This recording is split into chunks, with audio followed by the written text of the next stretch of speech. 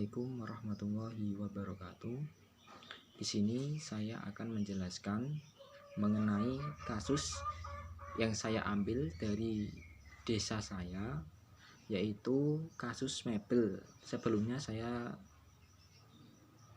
akan kirimkan filenya ke Bapak dosen. Yang saya ambil ini adalah kasus mebel, yaitu di desa saya sendiri. Nah, kategori mebel ini termasuk kategori akad apa? Mebel ini menurut saya termasuk akad salam, bisa istisna pun juga bisa. Karena akad salam itu kan menjual suatu barang yang penyerahannya ditunda atau mengikat suatu barang yang ciri-cirinya jelas dengan pembayaran modal lebih awal, sedangkan barangnya diserahkan di kemudian hari. Itu kalau salam. Kalau istisna itu kan jual beli barang dalam bentuk pemesanan, pembuatan barang berdasarkan persyaratan tertentu, kriteria dan pembayaran sesuai dengan kesepakatan. Lalu kenapa kasus tersebut bisa dinamakan akad salam maupun istisna? Karena seorang membeli mebel itu biasanya pesan. Di sini di desa saya ini itu biasanya barangnya sudah jadi. Lalu jika seorang pembeli membeli barang itu biasanya dibayar dulu, nanti langsung dikirim barangnya ke rumah seorang pembeli tersebut. Itu dinamakan akad salam. Lalu bagaimana dengan akad istisna? Kalau akad istisna sendiri dalam kasus ini, di sini di desa saya ini juga bisa, yaitu biasanya seseorang itu memperkirakan barangnya, membeli kursi itu yang bagaimana, lalu seperti apa, dan kriterianya itu bagaimana. Nah, kalau pembayarannya itu sesuai dengan kesepakatan pembuat mebelnya dan kesepakatan dari seorang pembelinya.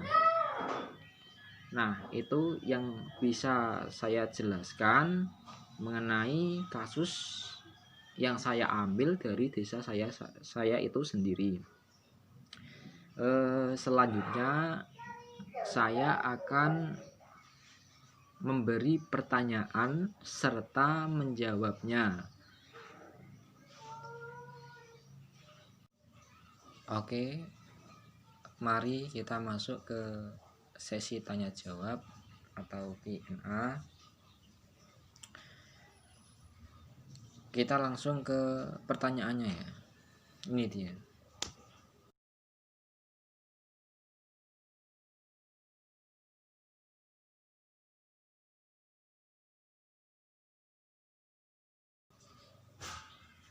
Pertanyaan pertama yaitu, siapa yang bertanggung jawab jika barang yang dikirim mengalami kerusakan?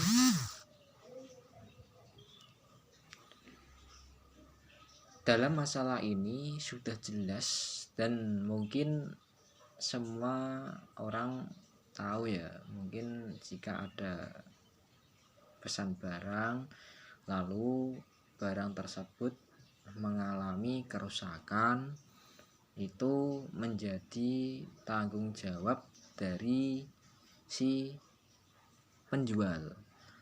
Kita sebagai pembeli itu berhak untuk menuntut jika terjadi kerusakan pada barang yang kita pesan. Dan jika barang tersebut sudah kita terima, lalu terjadi kerusakan. Nah, itu bagaimana? Kalau terjadi masalah seperti itu, maka di situ yang bertanggung jawab atas kerusakannya adalah si pembeli.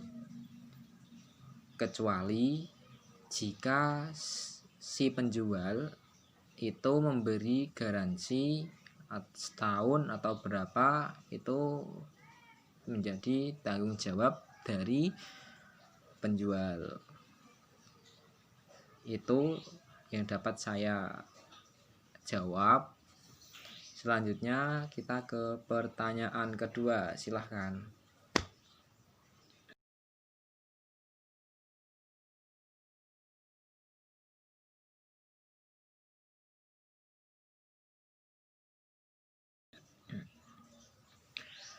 Oke, terima kasih atas pertanyaan keduanya. Pertanyaan keduanya adalah bagaimana jika orang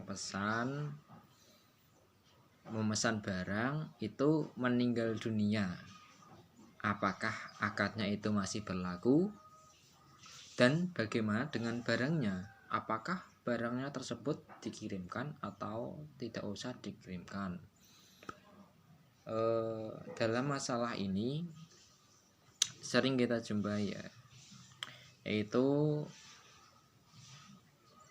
orang memesan suatu barang dan barangnya dan orangnya tersebut meninggal dunia.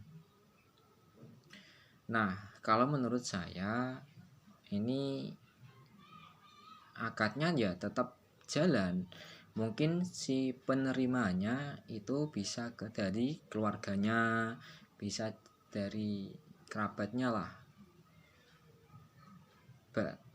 Dan barangnya ya harus dikirim juga. Jika terjadi masalah seperti itu, ya mungkin itu saja yang dapat saya sampaikan. Apabila dalam sesi pertanyaan ini, jawaban saya ini kurang memuaskan, saya meminta maaf yang sebesar-besarnya. Wassalamualaikum warahmatullahi wabarakatuh.